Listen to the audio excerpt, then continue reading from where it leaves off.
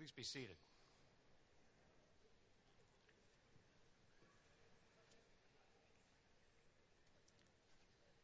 Welcome to the 38th Annual Convocation of the School of Education at Syracuse University. I'm Associate Dean Gerald Major. I'm pleased to preside over this special event.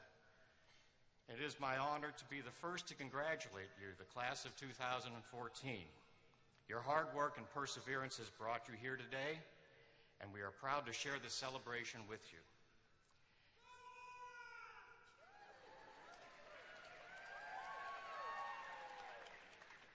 As is tradition, we dedicate our School of Education Convocation to our families, friends, and supporters, all who helped make this day possible. Graduates, please rise, turn to your families and friends, and offer a warm round of applause showing your gratitude for their support of your achievements.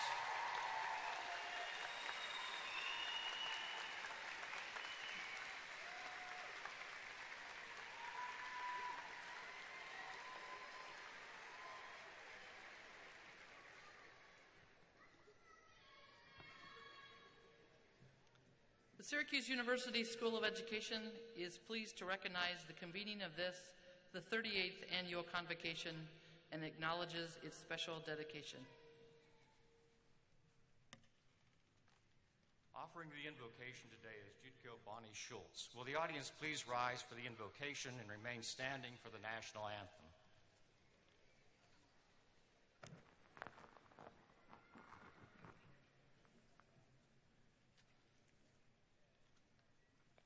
Today is a special day for everyone in this space, a day when we celebrate past achievements and future promise. So let us come now to this present moment and offer our gratitude. Let us enter silence so that we may bring in here with us all of those whose contributions have made this day possible, whether or not they are here with us physically. Come for this moment to the in-breath and the out-breath.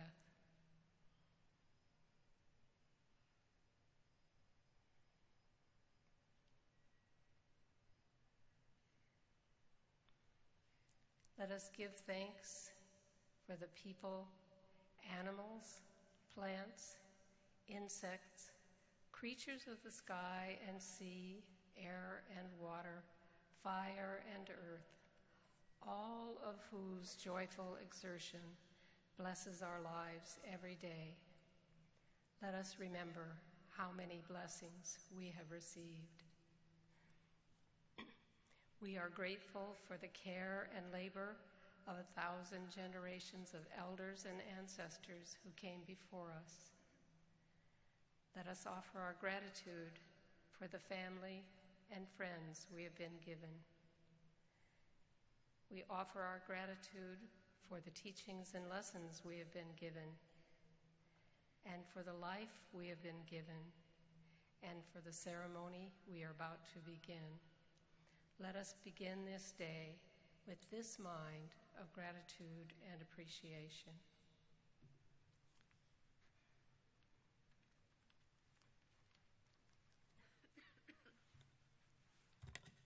Today, the national anthem will be sung by Anna Lilikas, who is a graduate of the Music Education Teacher Preparation Program.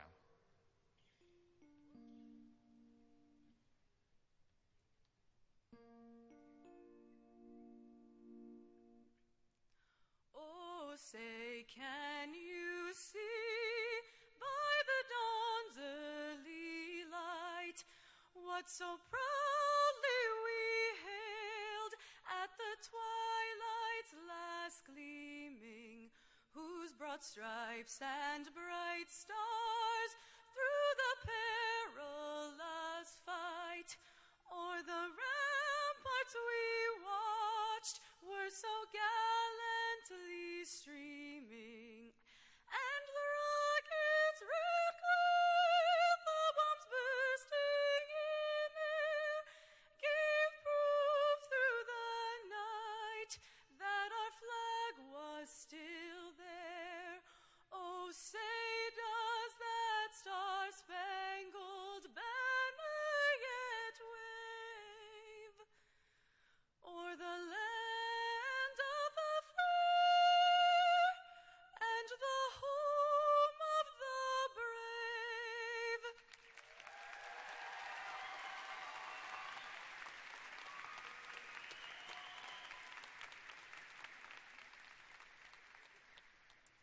may be seated.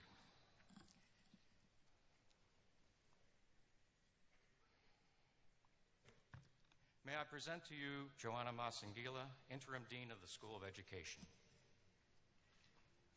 Graduates, family and friends of graduates, School of Education faculty and staff members, Board of Visitor members, and other guests of the School of Education. Good afternoon. I'm very pleased to see all of you here for this significant and joyous event. I received a letter yesterday from Chancellor Severud wishing you all the best. He would like to attend all the convocations, but because of his meetings with the Board of Trustees, is not able to attend. Graduates, we are so very proud of you. You have worked hard and persevered through courses, practica and internship experiences, lab experiments, the EdTPA,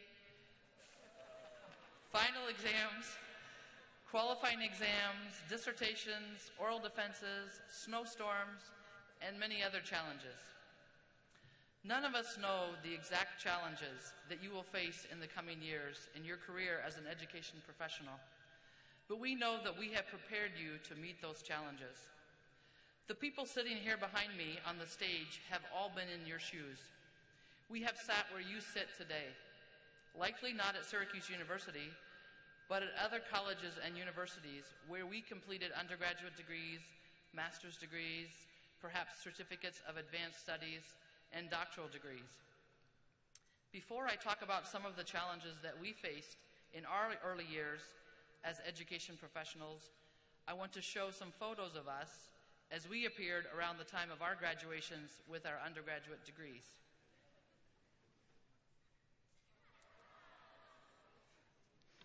Christy Ashby, George Theo Harris,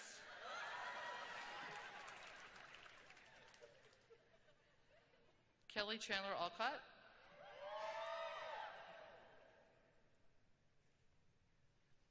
Joe Shedd,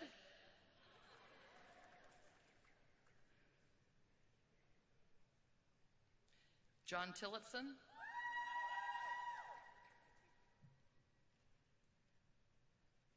Marcel Haddix,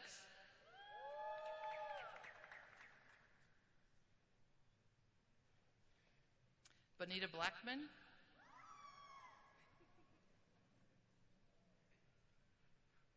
Juliette Hess,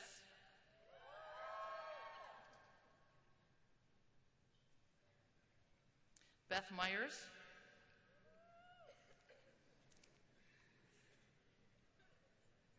me? Okay.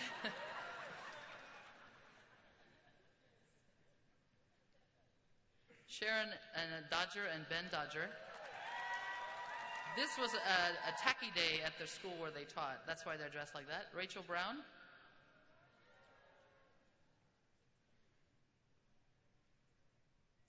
Alan Foley.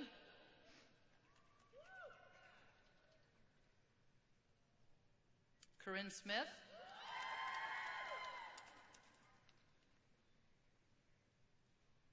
Melissa Luke.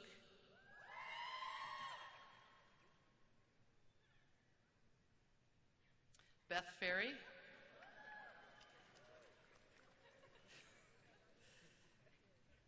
And a self-portrait by James Rowling. Not everybody contributed photos. Some didn't have them in digital format, and maybe some didn't want to have theirs here. While those photos show smiling faces ready to face the world early in our education professions, just as each of you will face challenges as you leave this place and enter into new roles in the field of education, we also face challenges. James Rowling wanted to teach art, but in earning an MFA as a visual artist at Syracuse University, he had not completed any coursework in the field of education. He was hired to teach art and creative writing after school in the basement level of a school building in New York City and applied for an additional job as a substitute teacher upstairs during the regular school day.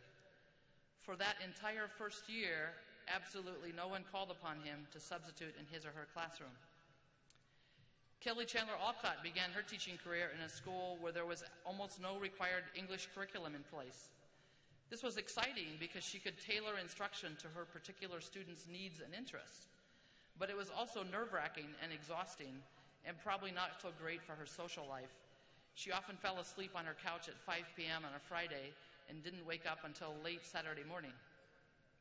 One of the biggest challenges Barbara Applebaum faced was being willing to revise her course material in light of what she was finding out about what a particular group of students know or don't know.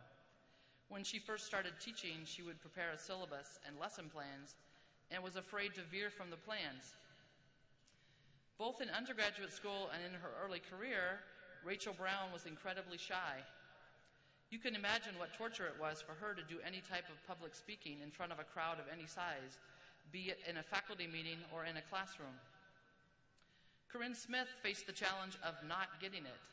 For about the first 10 years of her career, she was attending to school, family, cultural, curricular, peer, child, and other issues, but she didn't really get that these factors converge to help a child succeed or not, and that her role was to try to influence each of these to be as positive as possible for the child. Melissa Luke was hired as a writing resource teacher for the alternative schools in the Rochester City School District in Western New York upon graduation from college. As Melissa was itinerant between 6 or 7 schools, she frequently struggled to feel as if she had as much access and resources to build the necessary relationships with the students, classroom teachers, and other school personnel as she wished. Kathy Hinchman began teaching as a long-term substitute teacher in the junior high school within which she student taught 1 week prior to graduation. She had the challenge that she couldn't figure out from the records available what was needed to be taught before the end of the school year. In Steve Taylor's first year as a master's student, he was assigned to be a teaching assistant for a professor who taught a large, over 200 students, undergraduate course. Steve thought he was just going to be leading discussion groups in a couple of the many sections of the course. The professor turned out to be someone who seemed to want to avoid work. He gave Steve 2 lectures to give before the entire class. Steve was still learning about the field and had no public speaking experience. The professor didn't even come to his lectures. In George Theo Harris's early years of teaching, half of his kindergarten classes were among students learning English, and some spoke no English at all. Sharon Dodger found it challenging to develop a sense of presence and confidence in the classroom that was warm and firm rather than punitive and overly authoritative. Beth Ferry's biggest challenges were, number 1, moving to take a job in West Virginia where there was a student loan forgiveness program in West Virginia's high-poverty schools. Number 2, learning a completely different cultural context than what she was used to and finding out how much she didn't know about poverty. And number 3, getting her special education students included in the life of the school. When she arrived at the school, the administrators wanted the students to enter the school through a separate door, eat in their own separate room, have separate recess, and completely segregated classes. Christy Ashby found that one of her challenges was that even though she taught in a school that was very inclusive and progressive, she still wanted to, quote, fix everything all at once and had a tendency to come off as a bit pushy and aggressive. One of the challenges that Mara Sapon-Shevin faced in her early career was juggling parenting and being a professor at a time when there were very few women academics with children. The few women were either childless or with much older children out of the home. The double standard was challenging. If a male faculty member left a faculty meeting early and said he had to pick up his child from daycare, the room practically swelled with approval for a, quote, involved father. None of the working moms dared say or do this because they were immediately labeled as, quote, less serious or, quote, not fully committed. I also faced gender discrimination at my second high school teaching job when I coached the girls' basketball team. The coach for the boys' basketball team had been at the school a long time and was insistent that the boys should always practice first, right after the school day ended. The only way the girls' team ended up being able to practice right after school was on the days I took graduate courses for my master's degree and needed to get to class by 5:45 p.m. Otherwise, we were assigned the 7 to 9 p.m. time every day. Through challenges, we can grow. If given our choice, we may choose not to face challenges, but that is not realistic. Life is full of challenges of one kind or another. Education as a field is under pressure from many fronts. Educators find themselves facing numerous challenges. some that are persistent from year to year, and new challenges that come as societies continually change. Just as my colleagues behind me face challenges early in their careers and face challenges today, I encourage you to be strong in your desire to be an educator and to remember 3 actions that will help you in meeting the challenges you face. Number 1, be reflective. Reflection is not only something that we ask you to do in your education coursework and practica and internships. Reflections is a lifelong practice that will serve you well in allowing you to gather insights from your own actions and thoughts, your observations of others' actions and words, and things happening around you.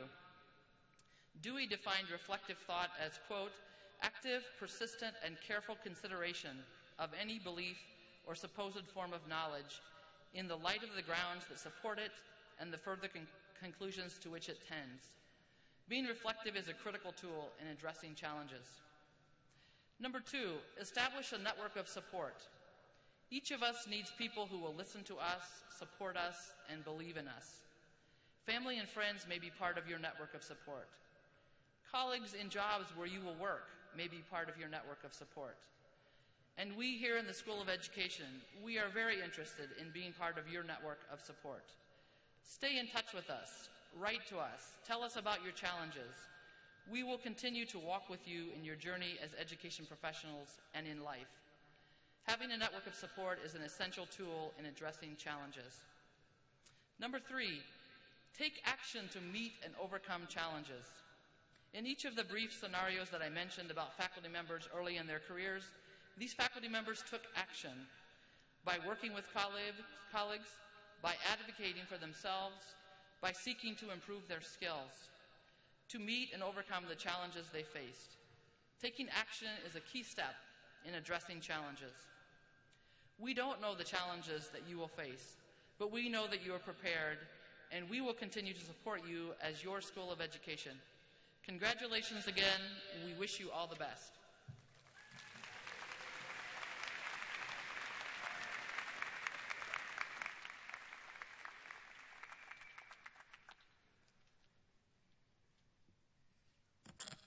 Representing the senior class today is Kristen Mingione. Kristen is an inclusive elementary and special education major. She will give the undergraduate student address.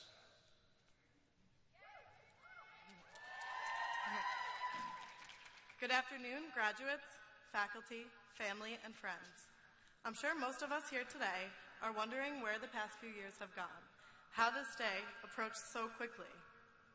It feels as if we were just moving into our freshman dorms, which for me was in the education living learning community, attending our first classes with new people, and wondering what Syracuse would have to offer us.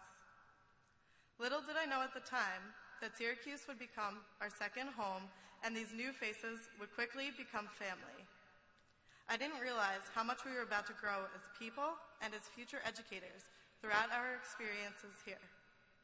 There's something really unique about the Syracuse University School of Education. We get to go through our programs, inclusive elementary, inclusive early childhood, secondary ed, physical education, health and physical education, art education, music education, selected studies, and health and exercise science with a small group of people and grow together with them as professionals. With long days of classes in Huntington Hall and the Women's Building, or long hours of field experiences, we had no choice but to stick together and support each other every step of the way. These hats don't stay on. I'm sure that most of us would say that through the classes, wonderful professors, practicum experiences, and collaboration with peers, the School of Education has shaped our philosophy as we enter into the professional world. At the same time, we got to be part of a larger university with so many fun opportunities to get involved in the Syracuse community. After a long day out in the field, it was always nice to throw on that orange shirt, walk to the dome, and pretend that we were like the other college students. On most days, having been up since 5 or 6 a.m., it was an accomplishment to make it through the entire game without falling asleep. But we were always different in a good way. We worked hard to get the real-life experiences we were going to need in order to educate those around us, in order to make the world a better place and to support our students academically, physically, and emotionally. And now our hard work has finally paid off. Today marks the point when we transition into the next chapter of our lives. I think that many would agree that entering this next chapter feels like an extremely strange combination of excitement and fear. Excitement because we get to pursue our passions in the working world or move on to grad school to earn another degree, and fear because it's something new and different from what we're used to. As we begin to wander down this new path, without a doubt, there are going to be times that we are facing challenges that we never before had to deal with. Many of us are going to wish that we could be back here to when life was a bit easier. We are finally going to understand why people were constantly telling us to enjoy our college experience for all that it was worth. However, I am confident that from day one, Syracuse's School of Education has prepared us for this transition. We have been given the tools we need to make a difference, to have inclusive classrooms, to journey into the medical field, to believe that every person is capable of accomplishing what he or she desires, and to overcome any challenges that we may face along the way. We will always be part of the Syracuse University community, and we will always bleed orange. But for now, it is time to take the next step forward. It's time to take what we have learned and use it to change the world. Thank you.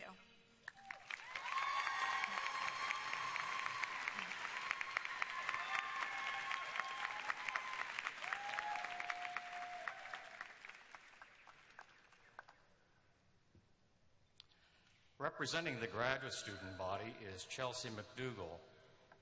Chelsea is a literacy education major, and she will give the graduate student address. Good afternoon, family, friends, faculty, and fellow Syracuse University School of Education graduates, class of 2014. First of all, congratulations. I'm so grateful to have the opportunity to speak to all of you here today. I want to start with a quote to honor a man whom the world lost not too long ago. A man who struggled for what he believed in. A man who had the courage to stay true to his cause. Nelson Mandela once said, "Education is the most powerful weapon you can choose to change the world." Graduates, these are words that I hope you carry with you throughout the entirety of your professional careers. Regardless of where life takes us, teacher, counselor, evaluator, professor, exercise physiologist, principal, superintendent, and bless those of you who are continuing with more education after this, but we have to remember that education is and always will be the most influential voice that we carry within us. We cannot forget why we chose to enter this field. We do this because we aspire to change lives and communities. During Mandela's 95 years of life, his involvement and leadership in the anti-apartheid movement landed him nearly 30 years in prison. 30 years. All he ever wanted to do was educate people, and that was something he refused to give up on. He came out of that prison and was named the first Black president of South Africa and became known as a global icon for peace and equality. A prime example of what can happen if you stay true to your beliefs. So the question is, how can we pass this message to others when the world of education is forever changing? I can guarantee you the one thing that never will change is the need that our world has for its educators. According to Merriam-Webster, an educator is a person who has a job in the field of education. Well, when it's stated as plain and simply as that, it seems like an occupation that is just that, plain and simple. I think everybody in this room can agree that couldn't be any further from the truth. As educators, it is our job not only to educate, it is our duty to inspire our students to be the best that they can be. Educating is a passion to give the right tools to those who need them. We are here to change futures, one day, one class, one lesson at a time. This profession chose us, and we must remember the fire within ourselves that drove us to where we are today, and strive to ignite that passion in every person we may encounter. To me, that is the true definition of an educator. So before I leave you today, I would like to share a little bit more about my experience since I've been here at SU. Not only have I been a graduate student in the literacy program, but I've also been working as an English as a second language teacher at Fowler High School on the west side of Syracuse. For those of you who are familiar with the area, you know that this school tends to be notoriously known. It's truly unfortunate that more people don't get to see it the way that I do every day. A place of discovery and miracles. A place that I hold near and dear to my heart. It's safe to say that Fowler has grown to be like a second home to me, and the staff and students, my family. The day that I sat down to write this speech was the same day that Syracuse.com posted the article entitled, "Syracuse's Fowler High School, to be phased out. Delaware Elementary faces takeover." The first line of the article read, "Syracuse's Fowler High School and Delaware Elementary will be shut down or drastically changed under New York Education Department rules because they failed to raise academic performance." Naturally, my eyes were drawn to the words "shut down" and "failed." I must have reread the article a good 10 times that night in disbelief. So then the question arises, how do we continue to inspire when we are told that our time, dedication, and expertise isn't enough to get the job done? I'll tell you how. I think of Vincent. Vincent came to the United States from the Congo in 2008. The only reason he passed freshman algebra was because the teacher spoke to him in Spanish.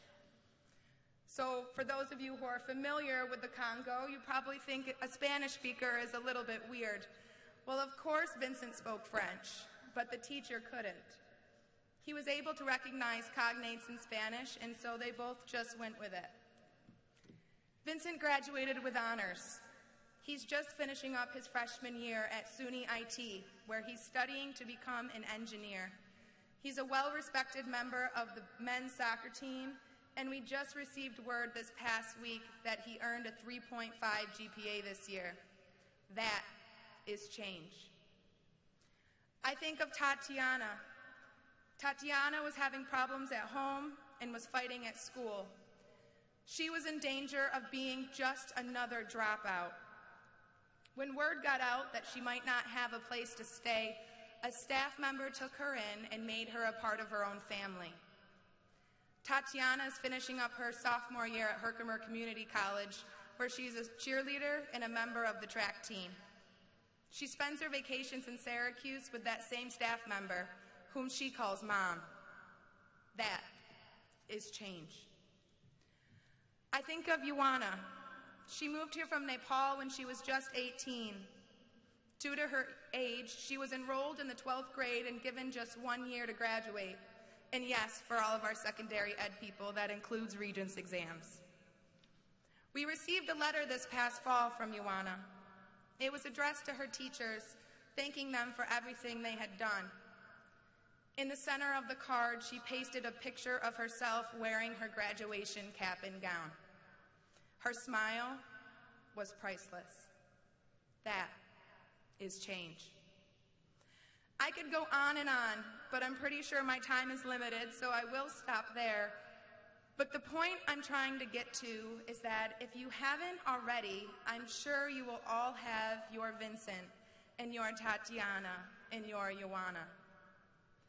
I bet you will have dozens of stories like these to share, The kind where you have to grab your Bluetooth as soon as you get in your car at the end of the day to dial your loved ones, because it just can't wait until you get home. These are the moments that we have to hold on to. Alone, you may not be able to change the world, but you can impact a person's life so strongly that they carry a piece of you with them forever. And you, them. But I can also tell you that it's not going to be easy. There will be times in life when we are faced with challenges. There will be times when we are told we are ineffective. There will be times when we are told we just aren't getting the job done. There will be times at night when you're lying awake in bed, racking your brain, asking yourself, how can I be better? There will be times in life when you just want to give up. And when those times come, just think to yourself, have I made a change? Thank you.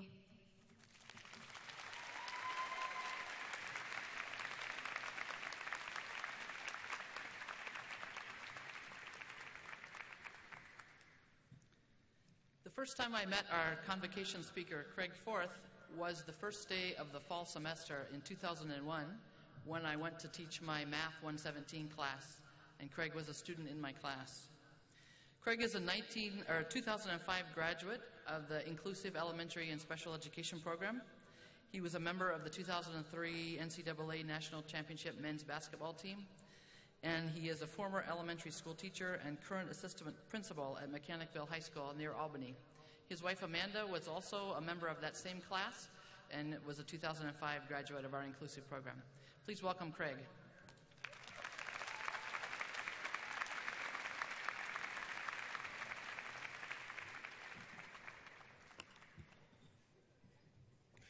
Thank you, Dean Massingilla, for the introduction and for having me here today. I'd also like to thank Professor Bull, who couldn't be here today, for reaching out to me and asking me to take part in such a momentous event. And happy Mother's Day tomorrow to all the mothers in the audience today, including my wife Amanda and my mother at home.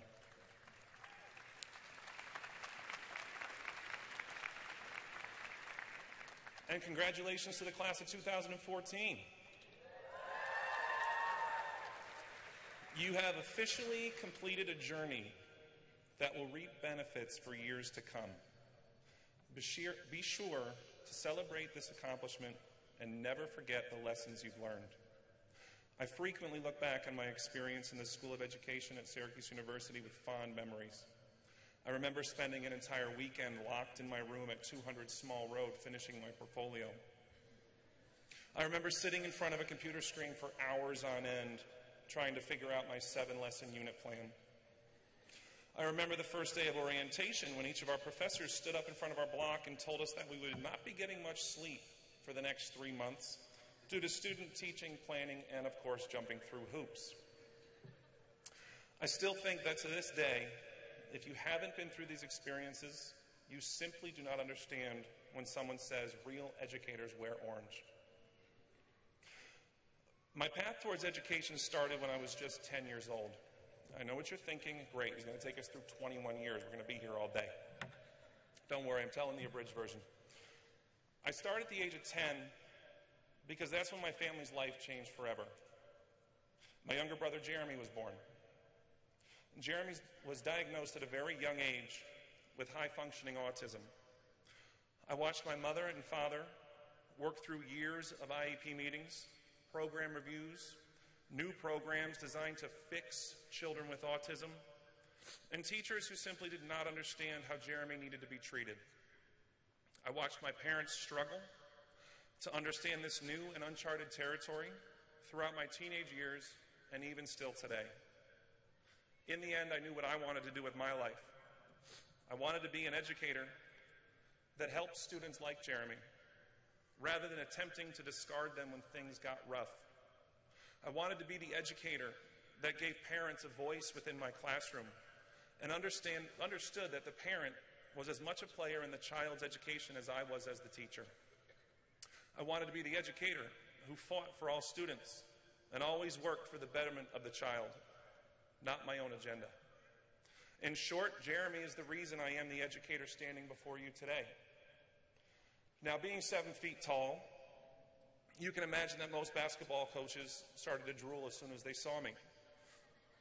My high school years were spent getting mail and phone calls from some of the greatest basketball coaches in the nation, including Jim Boeheim. Despite all of this, I'll tell you that I did not choose Syracuse University because of the basketball program. I chose Syracuse because of the educational program. As an undergrad, you're given in 4 years what many universities can only do in 5. You have access to top-of-the-line educators and your professors, and you walk out the door with a repertoire of skills that prepare you for life in the real world. I remember being in awe when I first met Professor Bicklin and heard his story. To know that people were out in the world fighting for children like Jeremy, and that someone like that was one of my professors, gave me the feeling that I had made the right choice to come to Central New York. Over 4 years, I was very satisfied with the education I received and felt extremely prepared moving forward. When I landed my first job, I was hired at East Greenbush Central Schools at Green Meadow Elementary School as a first-grade teacher. I ran an inclusive classroom and joined as many committees and special projects as I could over 5 years. After my 5th year, I was shifted to Red Mill Elementary and remained in first grade for an additional 2 years. So for 7 years, you can imagine that I looked like the Pied Piper walking around with a bunch of 6-year-olds following me around. All that was missing was a musical tune to accompany us in the hallways. There are a number of lessons I learned from my first grade experience. The first lesson was to always be prepared and have confidence in your abilities. I remember walking into my first classroom and being shocked by the lack of materials. I had 4 tables, 20 chairs, empty shelves, and a $200 budget for supplies. I had to go to garage sales for books and classroom furniture.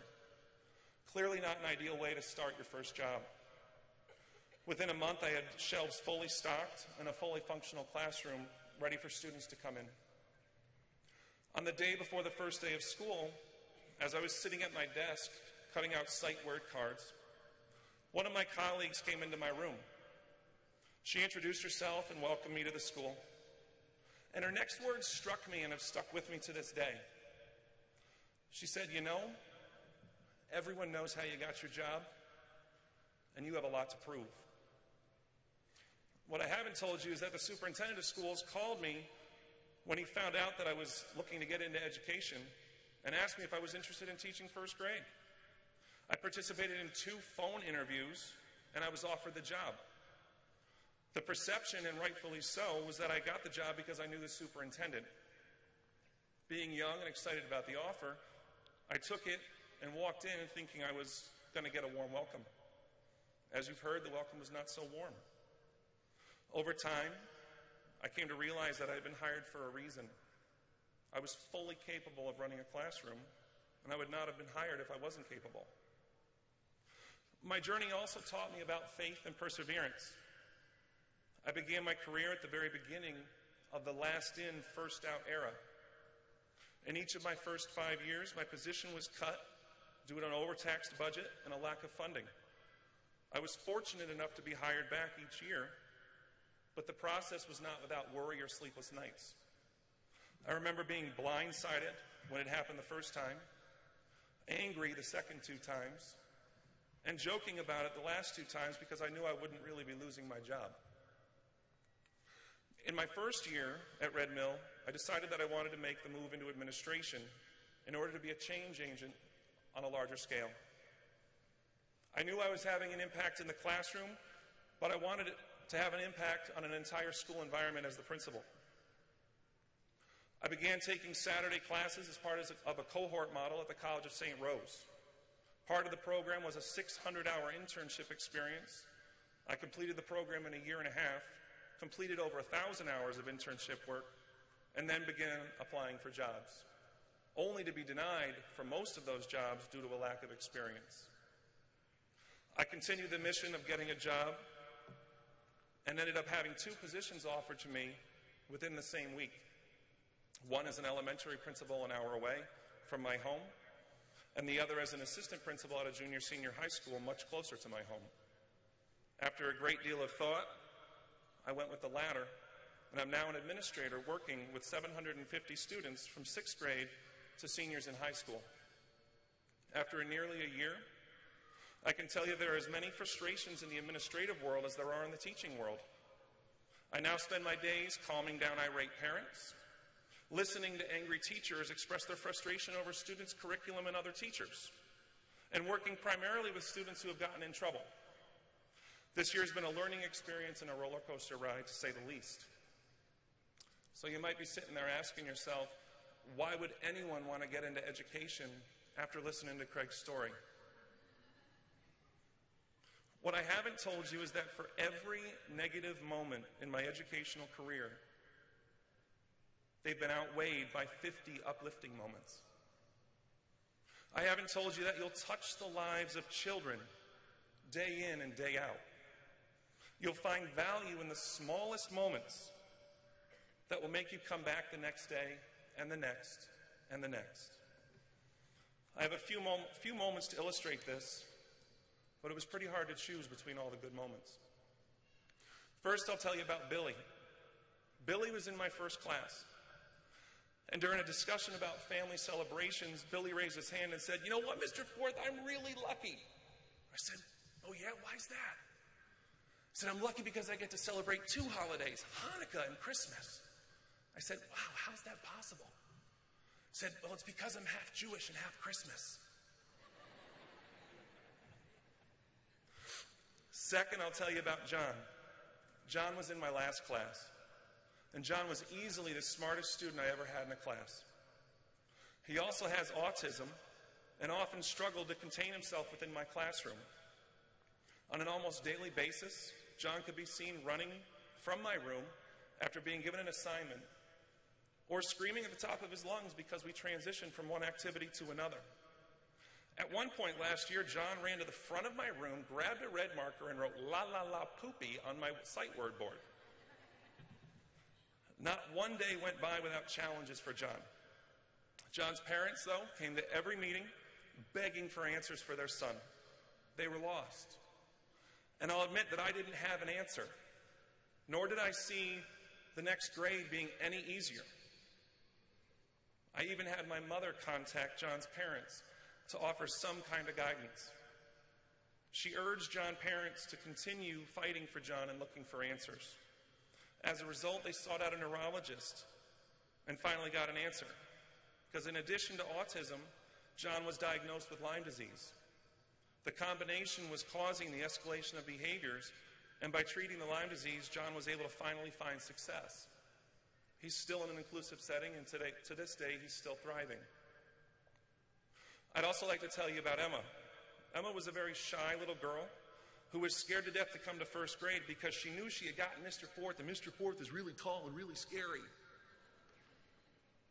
In addition to being scared of me, Emma had significant difficulties in reading.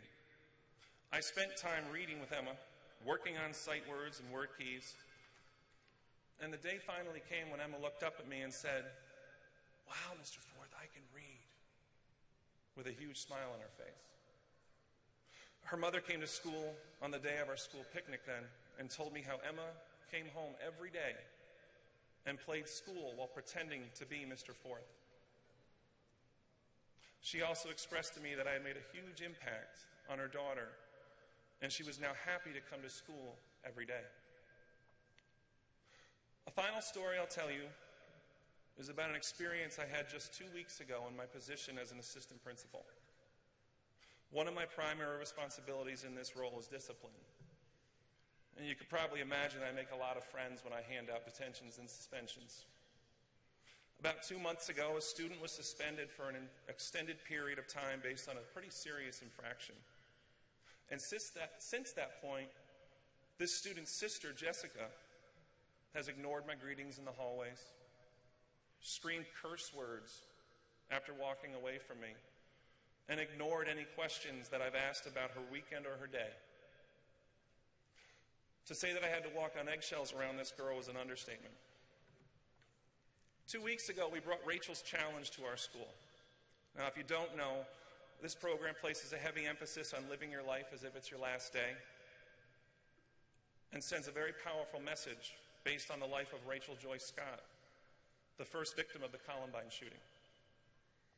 We held the assembly in the morning with a follow-up training for students in the afternoon.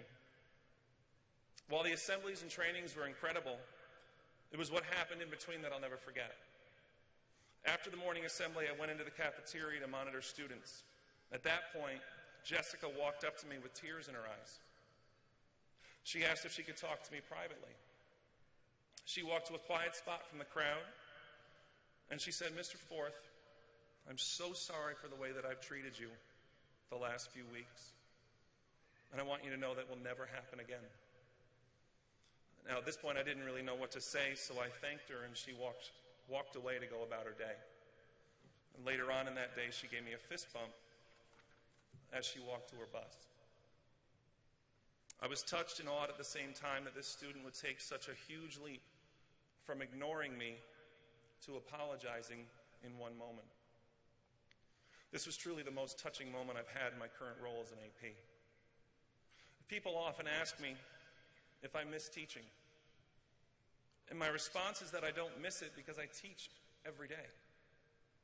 Every conversation with a child gives me the opportunity to teach them. For as long as I can remember, I've wanted to be an educator. My life has revolved around the idea that education is the key to unlocking a life of success and happiness. In my situation, this couldn't be more true. One added benefit to coming to Syracuse was meeting the woman of my dreams.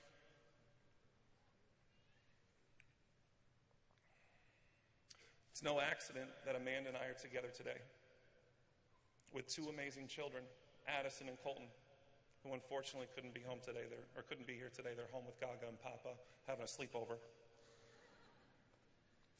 Amanda's had an interesting journey as well. She's been in 3 different schools, 2 different grade levels. She was hired in very much the same way that I was and fought many of the same battles within the educational system. I'd like to thank her today for being the most amazing person I've ever met, even though she's in a close race with my mother, and for helping me making me the person that I am today. I'd also like to thank her for being a partner in raising 2 children that will one day value education as much as we do. And finally, I'd like to thank her because she's urged me to focus on those little things and little moments that I mentioned before and make each day mean something. So if you take anything away from what I'm saying to you today, I hope it's this. Be one of the few. Be one of the few who never gives up despite the challenges in education. Be one of the few who gives 100% to the task at hand despite the apathy of others. Be one of the few who keeps their head up when facing adversity despite the naysayers. Be one of the few who gives a voice to parents within their classrooms. Be one of the few who rides the wave of change rather than fighting the current. Be one of the few who looks for the best in students when others write them off. Be one of the few who remains positive and optimistic when others lose hope. Be one of the few who always strives for excellence and expects it from others.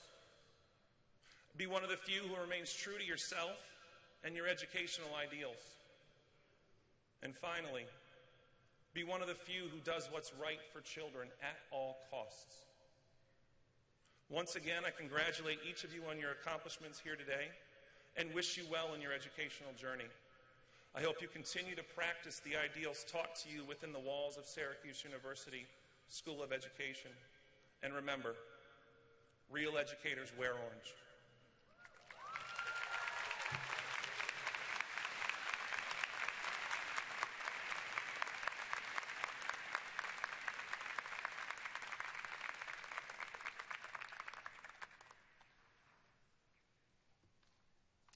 Thank you, Craig. The Remembrance Scholarships were established at Syracuse University to recollect and honor 35 students tragically lost through an act of terrorism, which resulted in the crash of Pan Am Flight 103 in Lockerbie, Scotland on December 21st, 1988. Each year, 35 Remembrance Scholarships are awarded to undergraduate students on the basis of distinguished academic achievement, citizenship, and service to the community. The School of Education is proud to have 3 Remembrance Scholars among its graduating class. Jessica Lamb, Danielle Steinberg, and Jamie Yavorski, please stand to be recognized.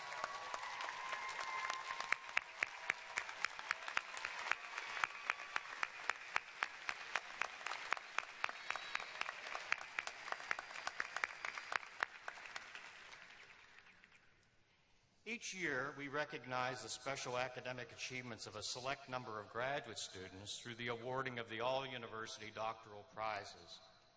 Dean Massengili will now award the doctoral prizes for the School of Education. It is now my pleasure to present the winners of the Doctoral Prize for Outstanding Research Achievement. Lauren Jetty and Leonard Kamau, will you please come forward?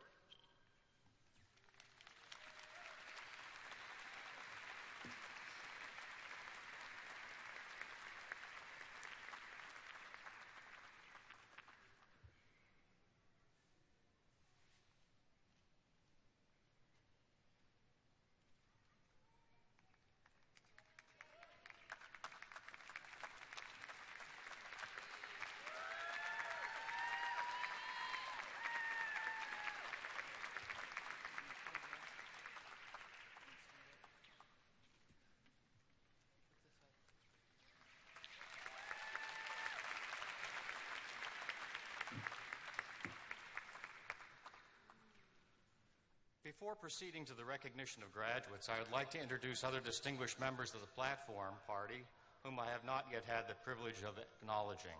I ask each of you to stand as I call your name. Amy Redmond, Assistant Dean for Academic and Student Services. Michael Torak, Associate Dean for Administration.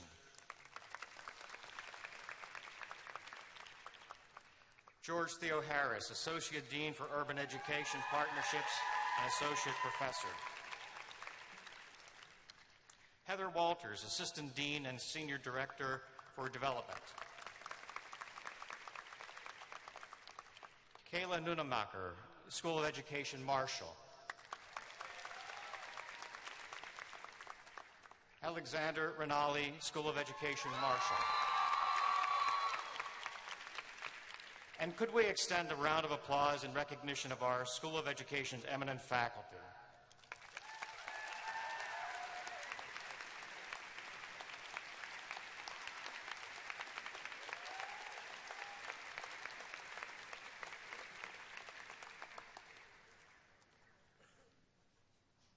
I now invite the Dean and her associates to assemble to greet the graduates.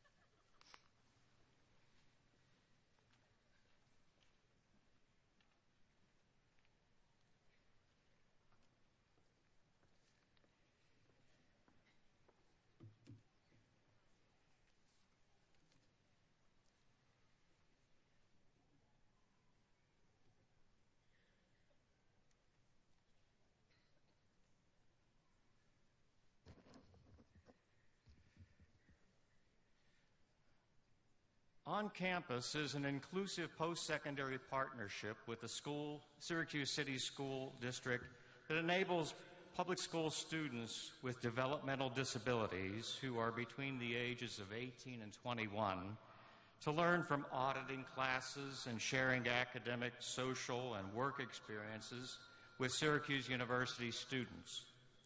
3 students are graduating from the OnCampus program this year. Please come forward to be recognized.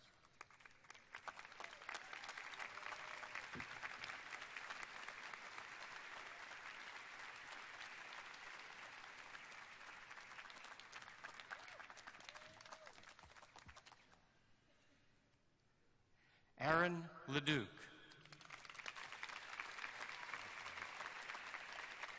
Thank you.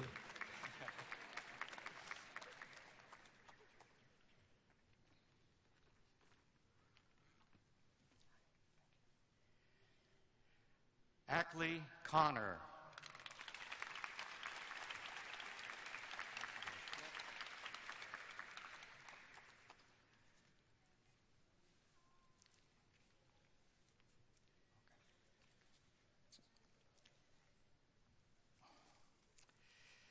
We would now like to recognize each candidate for the baccalaureate degree. Would the members of the senior class rise and come forward, entering this stage from your right-hand side.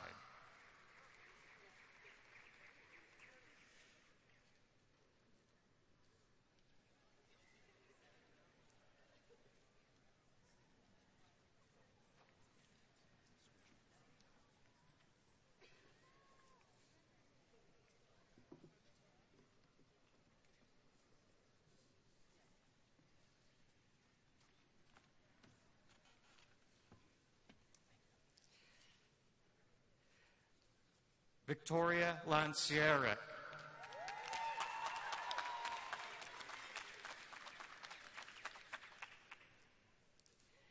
Caitlin McNeil.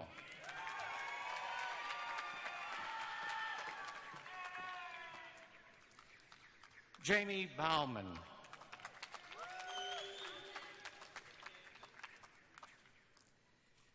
Diana Farman.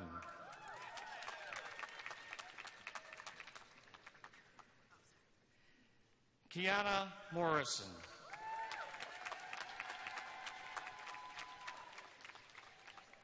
Jessica Mooney.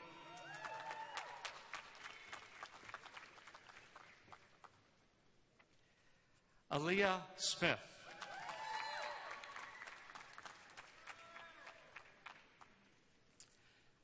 Kristen Livingstone.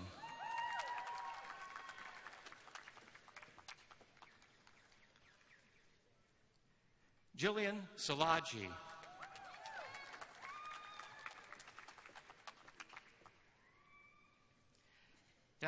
Danielle Stewart.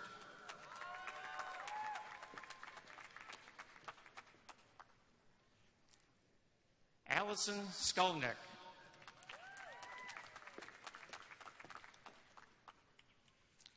Ashley Marsh.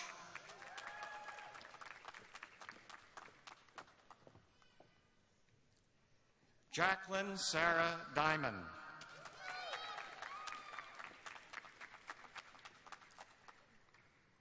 Brooke Friedgood.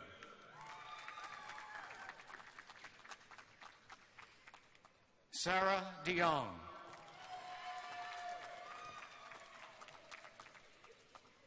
Amy Cross.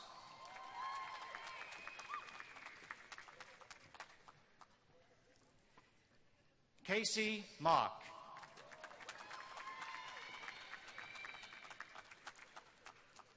Audrey Eisenberg.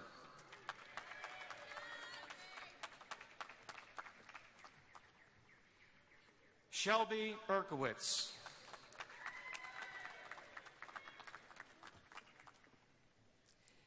Kimberly Schwartz.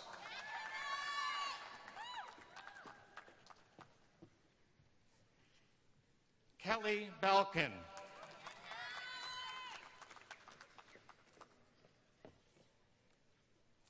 Chelsea Frieda.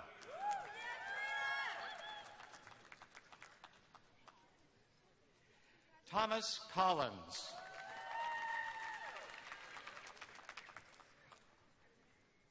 Margot Deverin.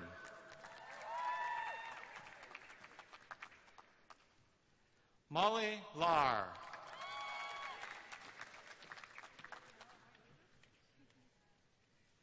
Camilla Bell.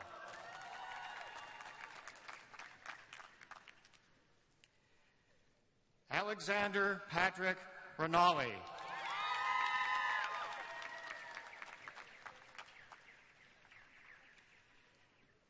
Kayla Nunemacher.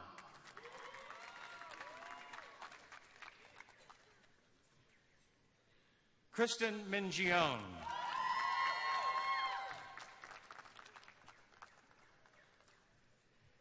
Adriana Margarino.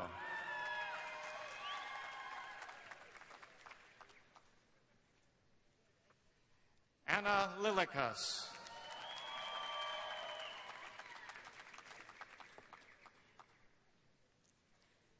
Angela Waith.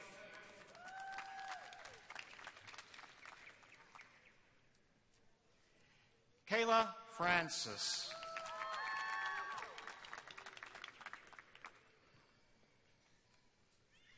Danielle Steinberg.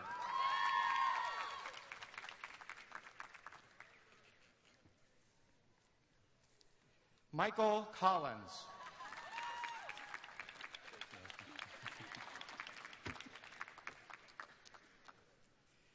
Sarah Steele.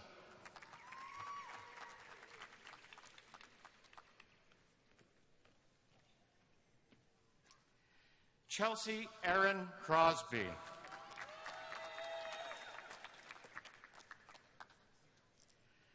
Elise Murphy.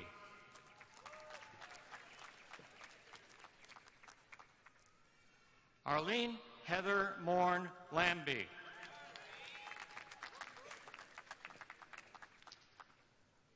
Sarah Giroux.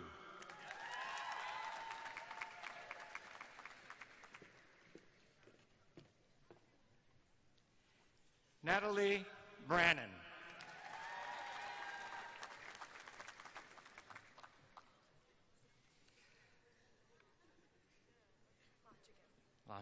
Molly Logigan. Thank you.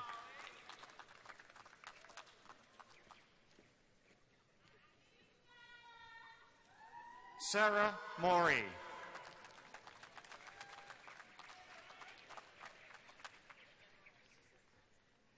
Alexandra Gary.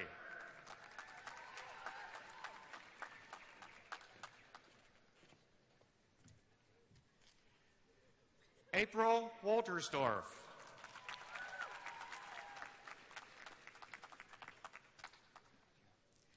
Allison Elizabeth Hall.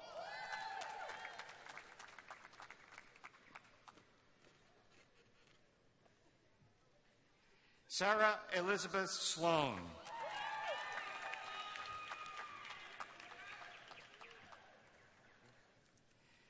Olivia Hope Leone.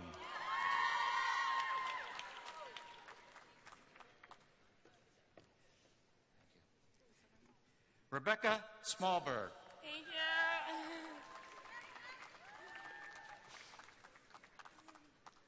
Emily Lutz.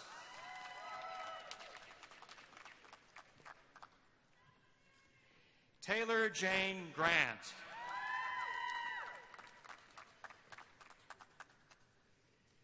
Lauren Sims.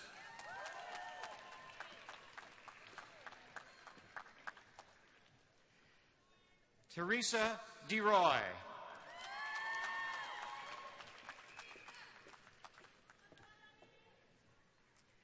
Danielle Fallon.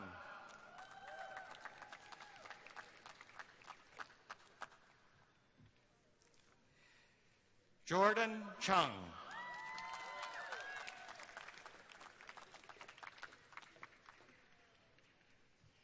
Kelly Ches.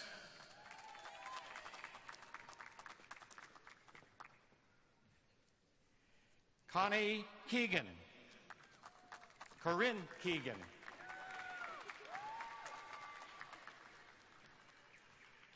Jamie O'Sullivan.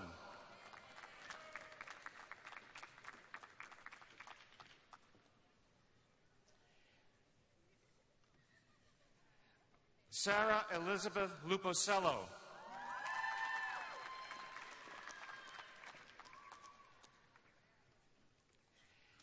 Carly Michelle Cohen.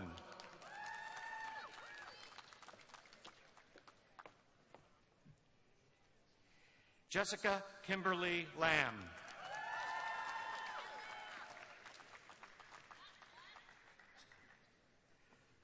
Ari Newlander.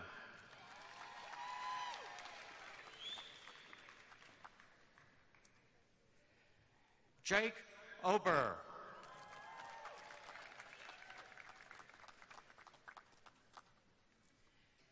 Alexander Napi.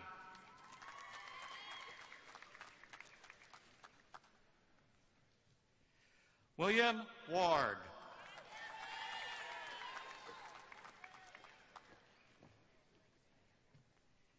Anna Marie Crum.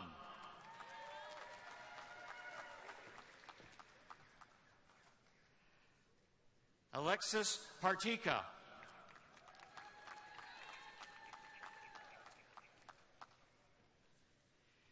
Jessica Reese.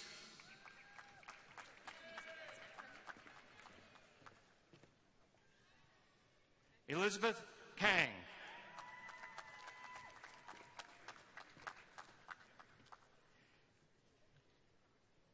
Carly Romensko.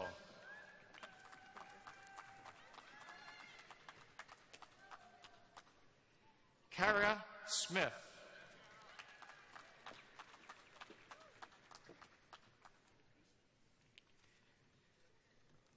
Bryn Condi.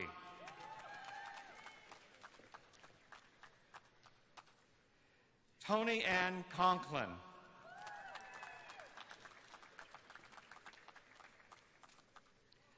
Lauren Ward.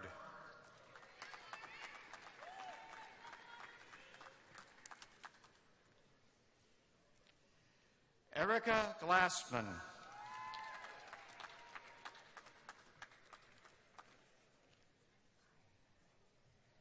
Richard Bearwalter.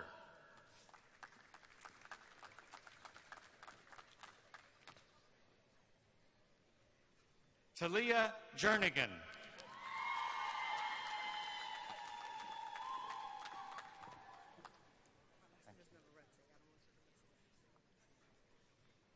Stephanie Navarrete. It's Navarrete. Navarrete. Thank you.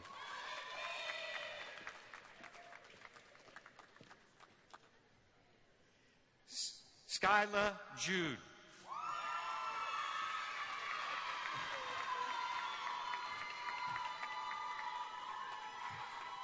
Nakisha Martin. Nakasha Martin.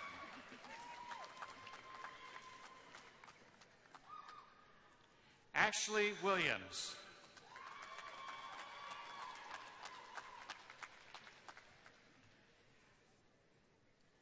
William Wei-An Chow.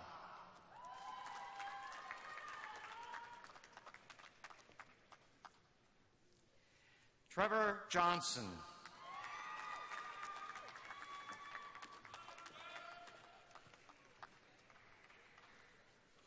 Jennifer Lee.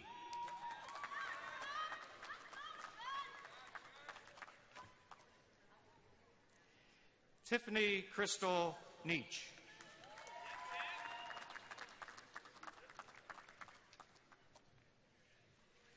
Claudia Montes de Oca.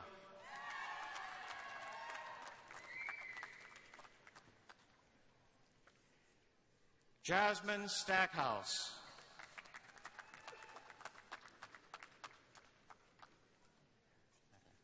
Jonathan Mangrum.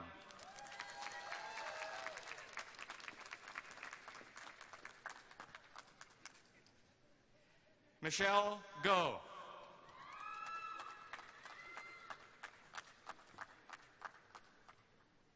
Jan Kukuruk.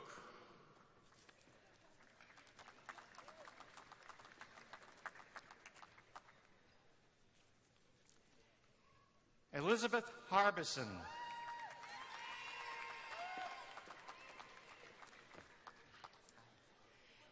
Catherine Webster.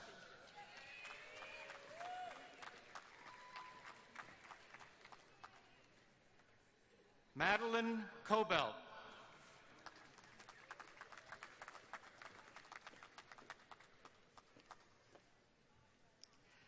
Brittany Krebs.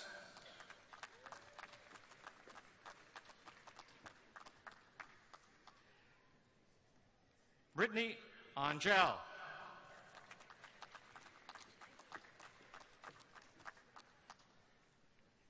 Jocelyn Nowak.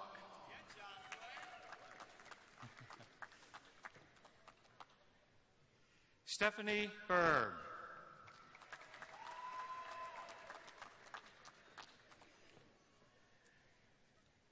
Olivia Parsons.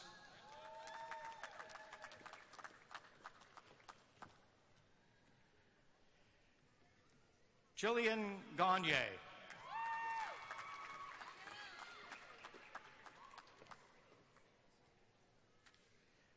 Madeline Goldberg.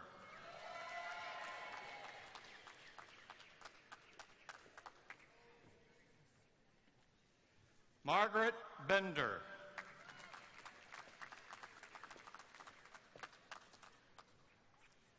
Margot Sirois.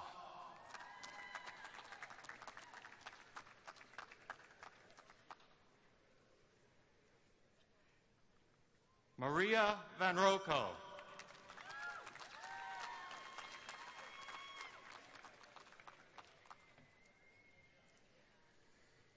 Robert Mark Taylor.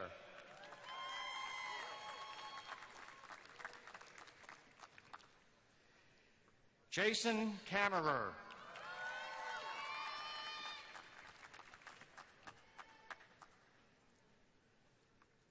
Ariana Marie Walker.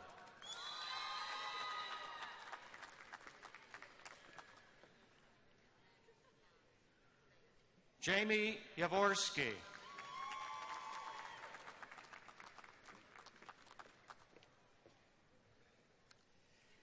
Megan O'Keefe.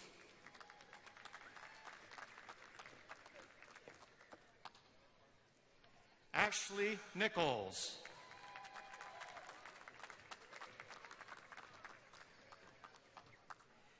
Carolyn Steinberg.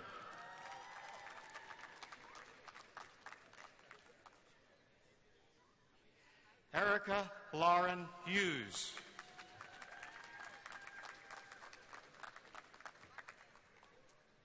Margaret Dawn Swarthout.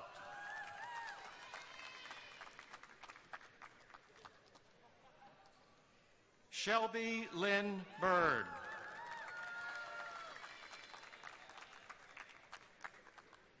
Brian Edward Rohrer.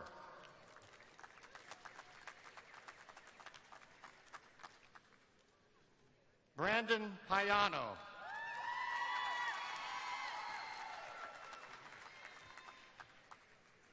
Marcus Peterson.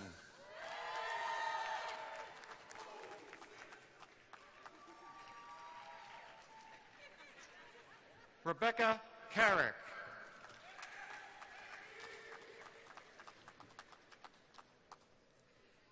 Stephanie Marks.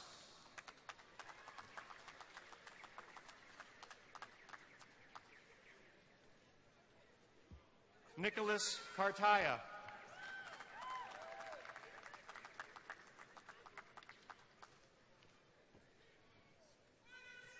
Lauren Smith.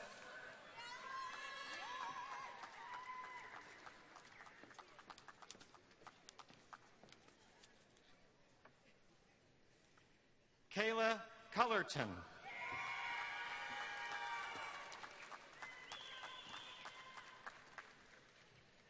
Alessandra Heminger.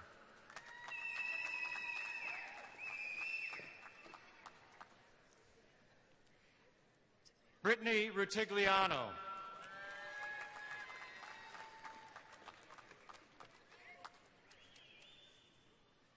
Lori Messina.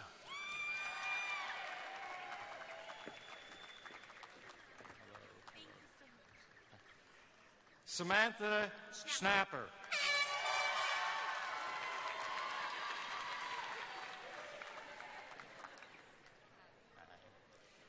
Samantha Nicole Chung.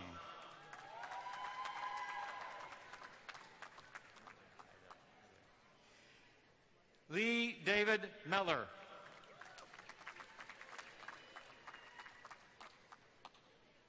Kelsey Hanbach.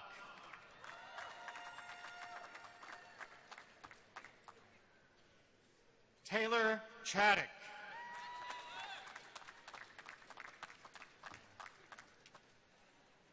Jessica Martin.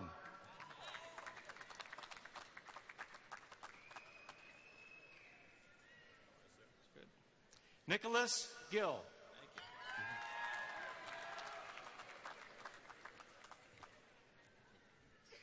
Nicholas Dibble.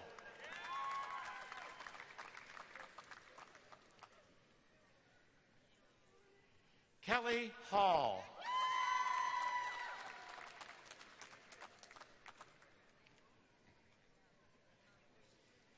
Barbara Harding.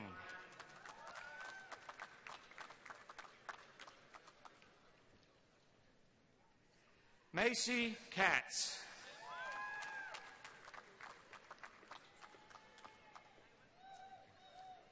Jake Volo.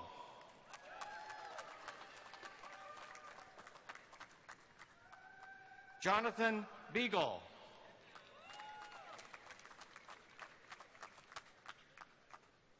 Colin Joseph Reno.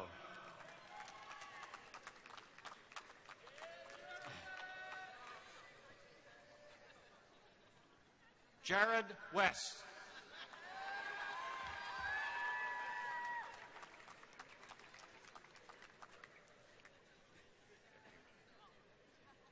Justin Brantley.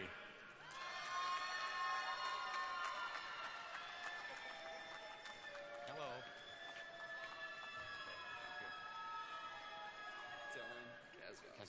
Dylan Lee Caswell.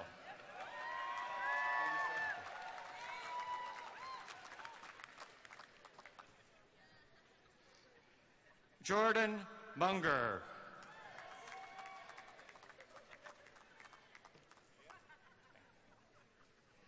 Christian Uwe.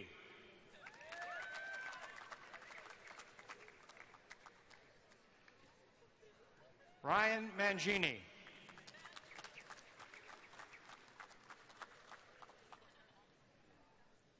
Matthew Cassell.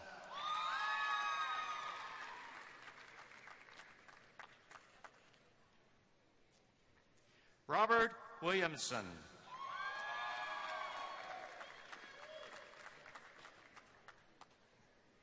Hannah Feeney.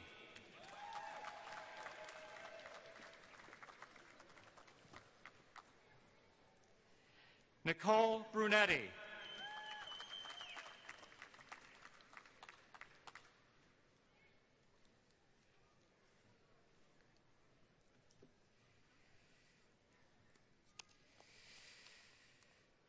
Will the candidates for the master's degree and the certificate of advanced study rise and come forward to be recognized?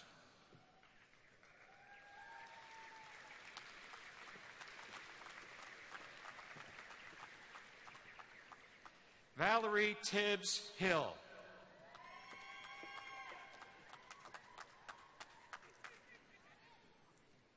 Aram Lee.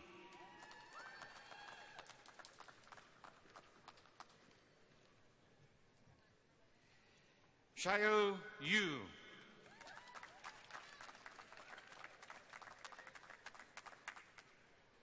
Kamersha Chen Tintosh. Nadine Titus.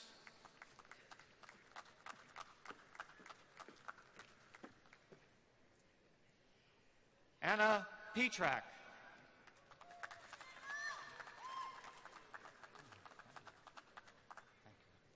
Abbas Javaheri.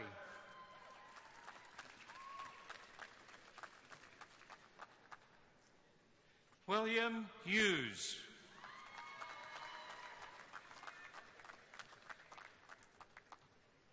Brian Novak.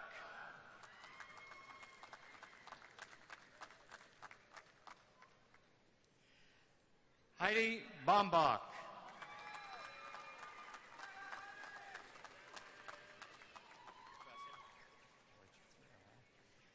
Kenneth Tornator.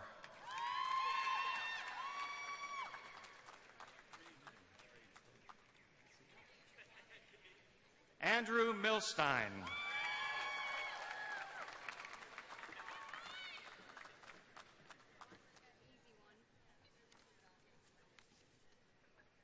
Nicole Walker.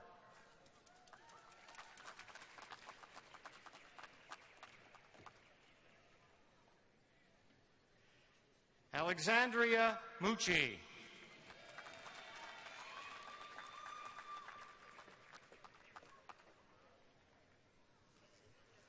Amanda Lee Cooper.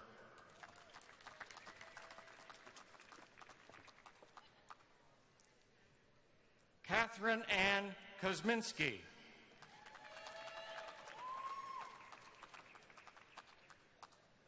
Rebecca Preston.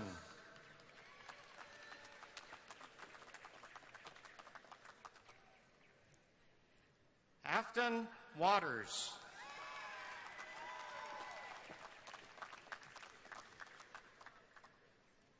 Anissa Mahmood.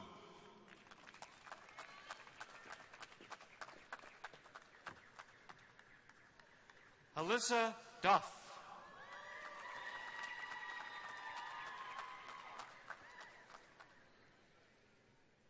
Jacob Mickey.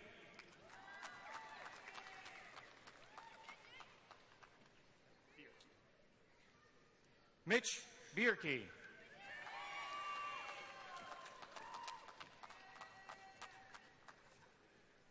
Michael Boysell.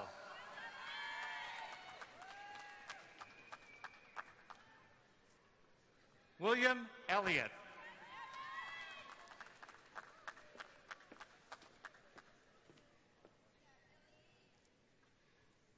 Heather A. Susek.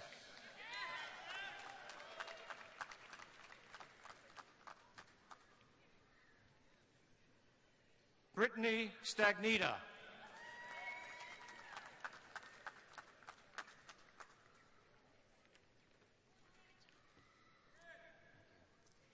Chelsea McDougall.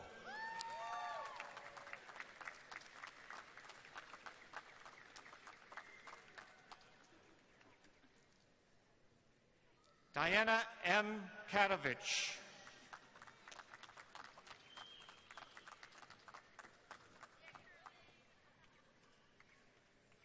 Sarah Frances Curley.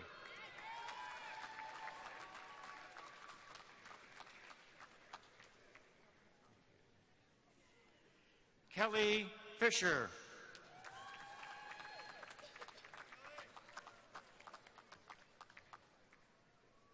Matthew Owlett.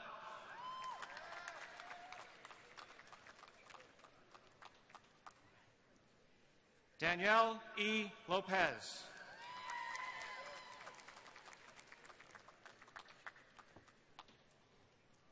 Matthew Klein.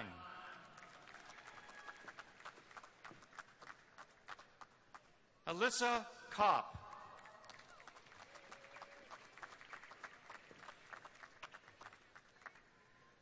Rachel Dumas.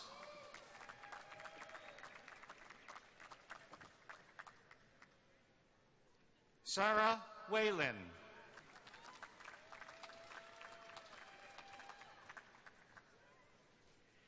Emily James.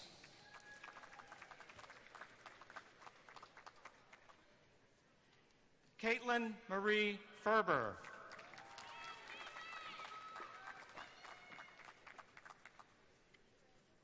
Stephanie Mahaffey.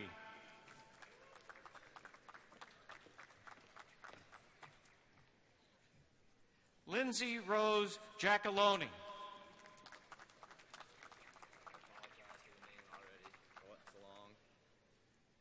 John Madharts Jardin.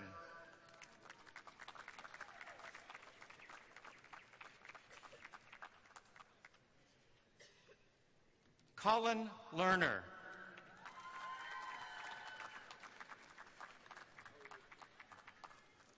Timothy Hartz Mascari.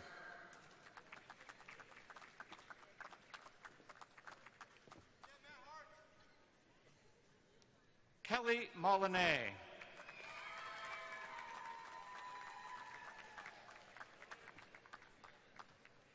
Richard Spargo.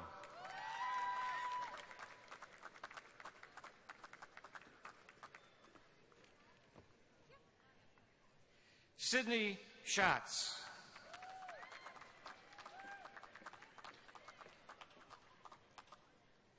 Megan Sanjovic.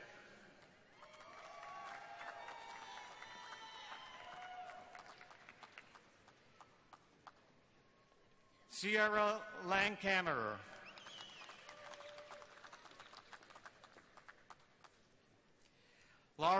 Purdy.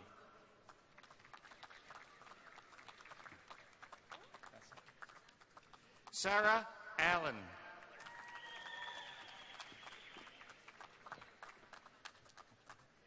Jennifer Foley.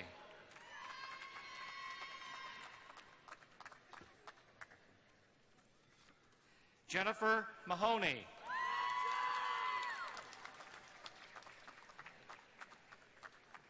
Lauren Riley.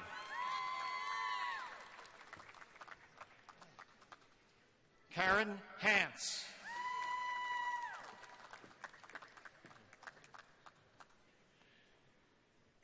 Shayna Segbers.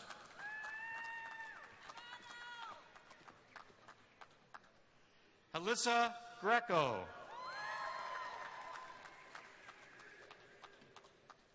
Jessica Halsey.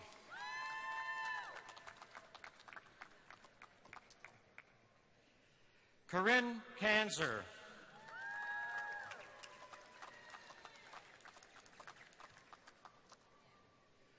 Paul Hammond.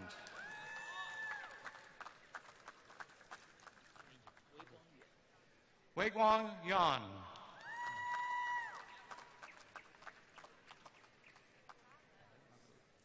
Tiferet Zimmerman Kehan.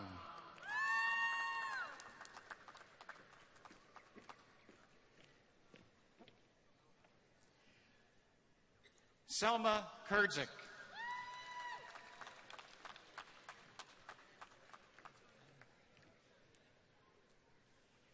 Jenny Hall.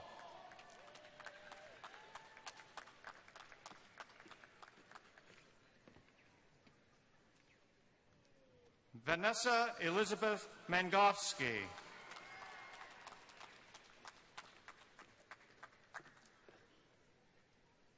Bridget Allison Walsh.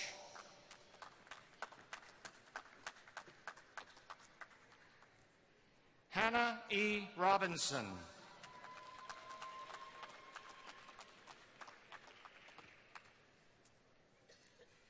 Julie Rummings.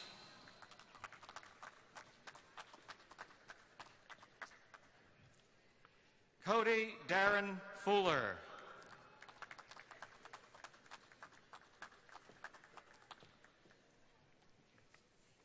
Lena Suede.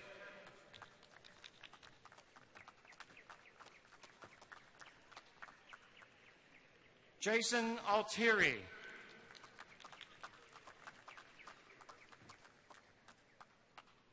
Michael Knittel.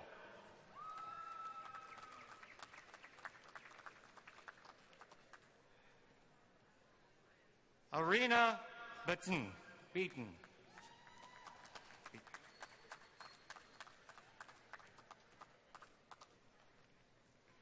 Melissa Sproul.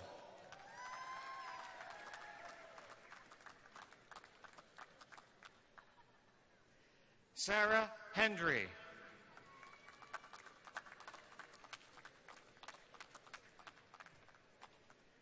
Willard Frederick. Sorry.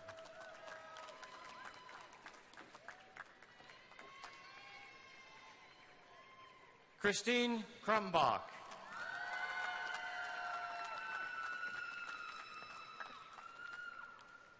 Samantha Shirley Baldwin.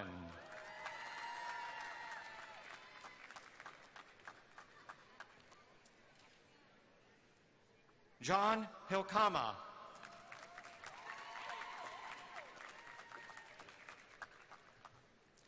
Madeline Harrell.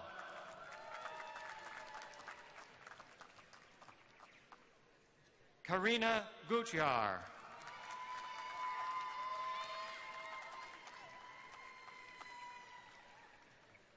Tanya Thomas Edwards.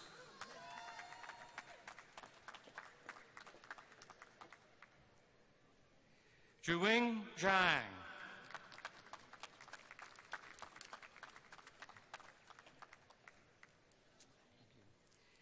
Lily Zhang.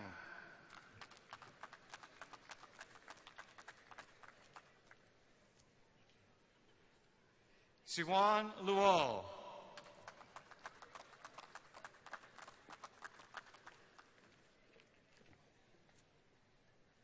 Danielle Sabelli.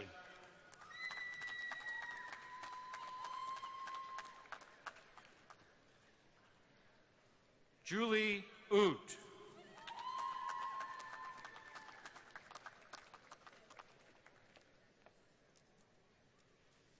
Kelsey Page Lewis.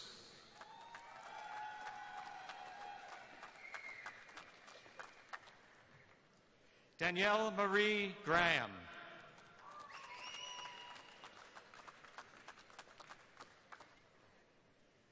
Ge Lee.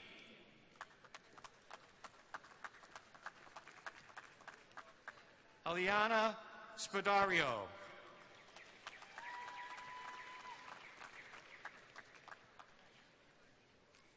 Joshua Jessen.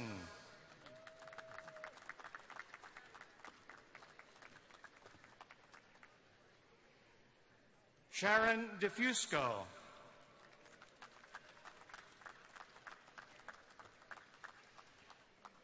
Kimberly Ensher.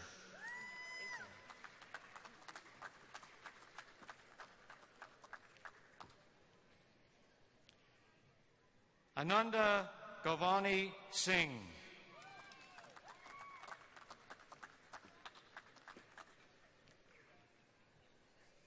Eileen Bruns.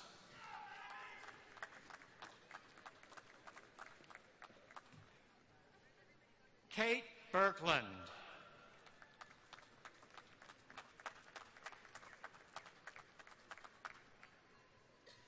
Jacqueline Bouchel.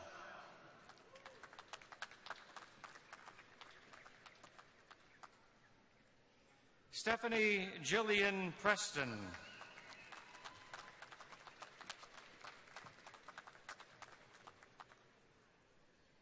Ivana Abreu.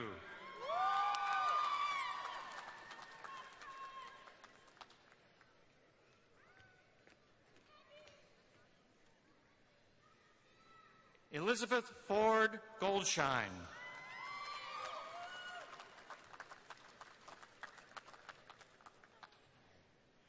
Catherine Miller.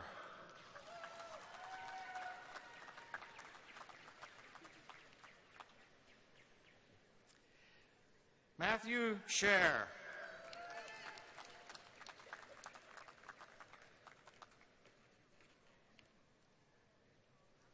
Kathleen Janice Hennigan.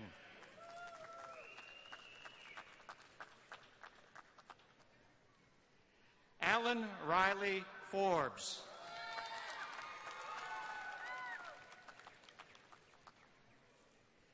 Lindsay Gale Ferguson.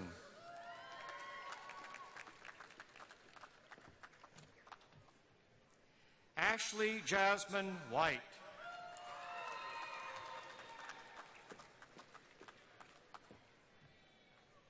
Ashley Lauren Smith.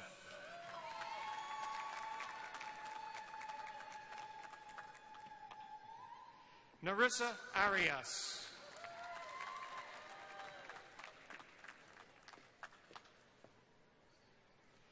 Courtney Elise Witherspoon.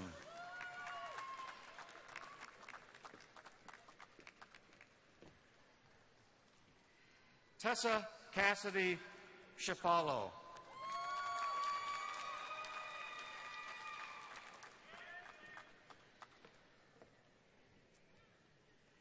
Jessica Denise Pitcher.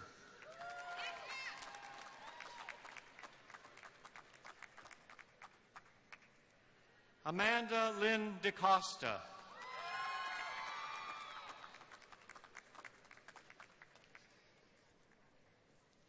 LeVar Dominique Lobdell.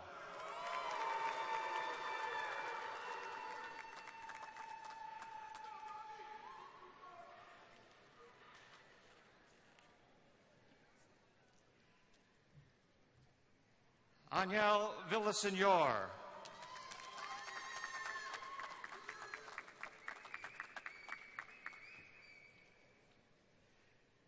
Shaw Young.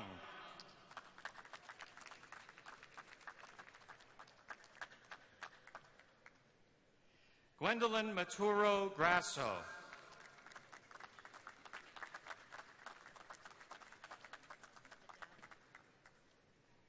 Margaret Kathleen Vidala.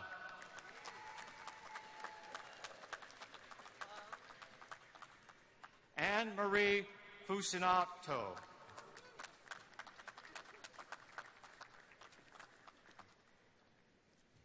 Tracy Elizabeth Menapace.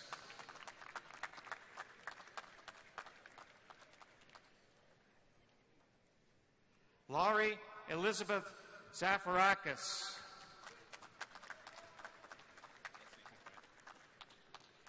Justin David Bird.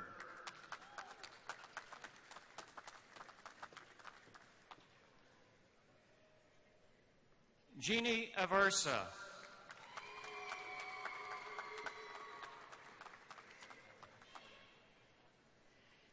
Catherine Van Dyne Reichel.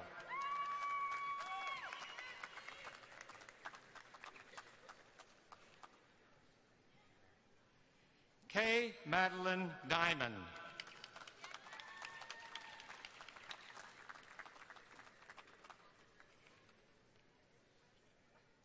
Agnes W. Wanjal.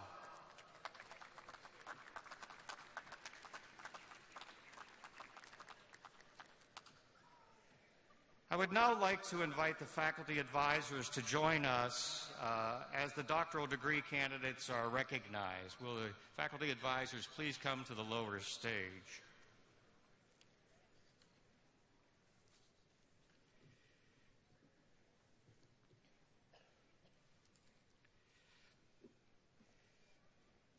Will the candidates for the Doctor of Philosophy and Doctor of Education come forward? We ask that you carry your hood over your arms so that we can hood you in a brief ceremony on stage.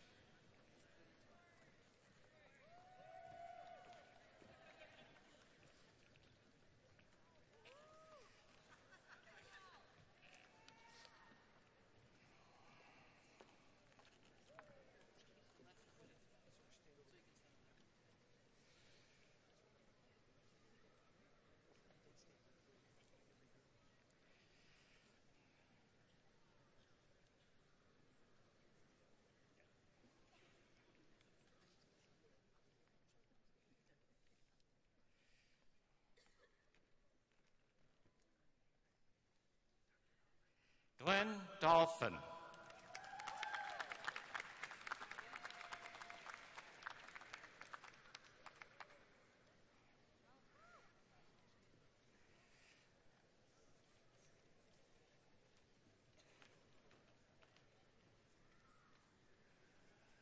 Lauren Jetty.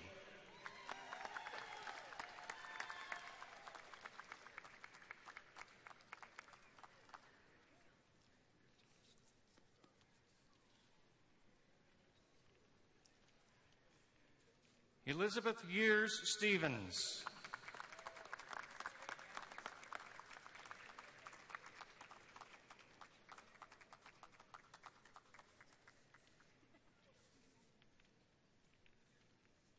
Valerie Torrance.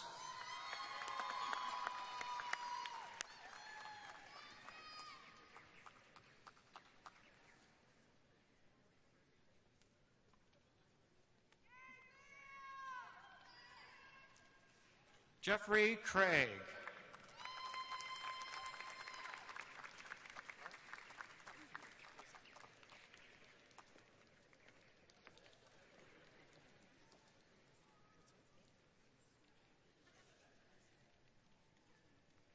Karen Diane Grella.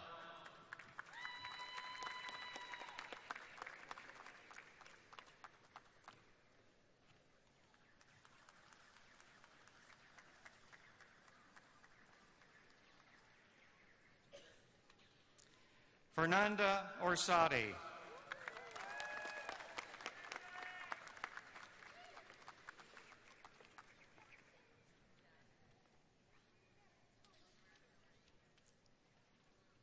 Joshua Bornstein.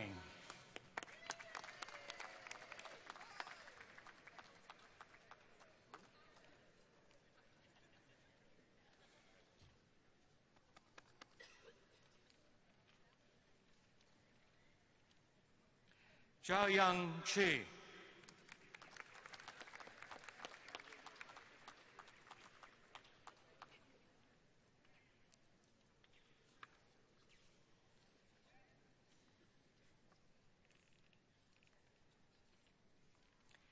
April L. Harris.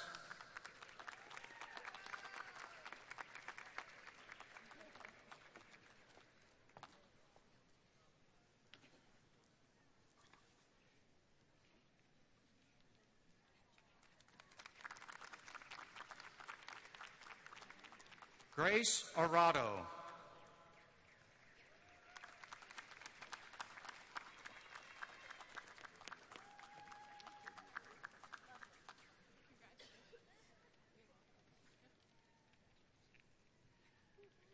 Tanya Thompson Grubham.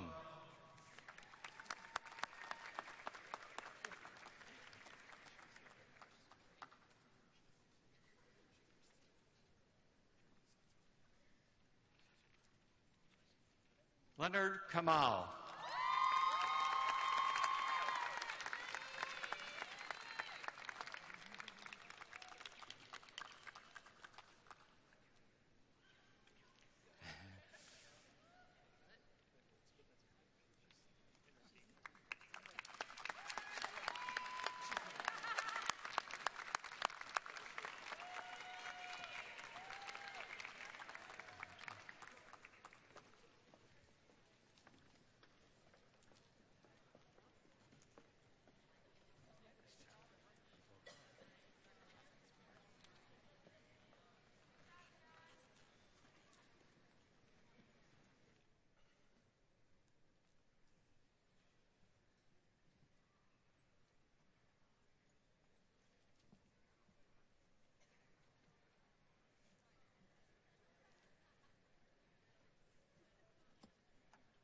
Okay, let's recognize these accomplished graduates at all levels by standing and offering them a warm round of applause.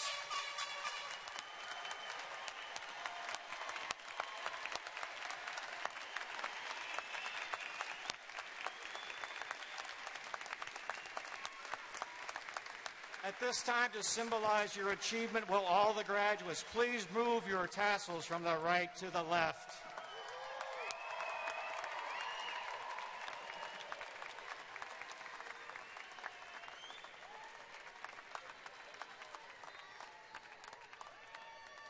For tomorrow's commencement, Gate D will open for degree candidates only at 7 a.m. Graduates are reminded to bring valid SUID. The commencement ceremony begins promptly at 9:30 with the student procession. Will the audience please rise for the Alma Mater and remain standing for the benediction? The Alma Mater will be sung by Adriana Magarino, a graduate of the music education program.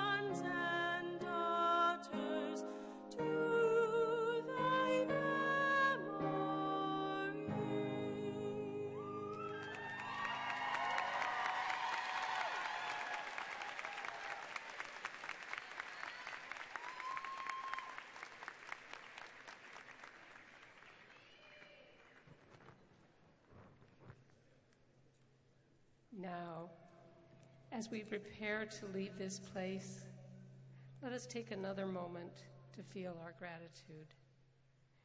Let us return to the breath of this present moment, putting aside other thoughts as we put our attention right here.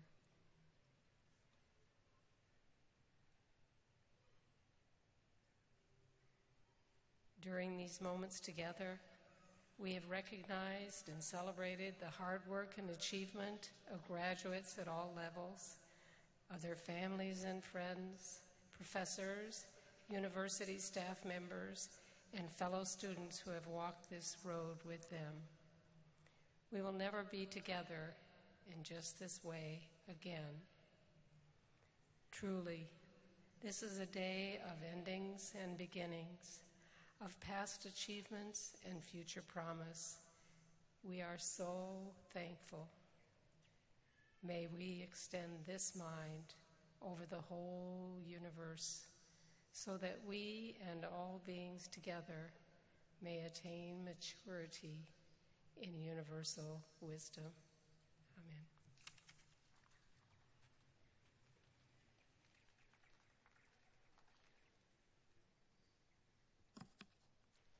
We have a tradition at our convocation that the graduates recess through the cohort of faculty.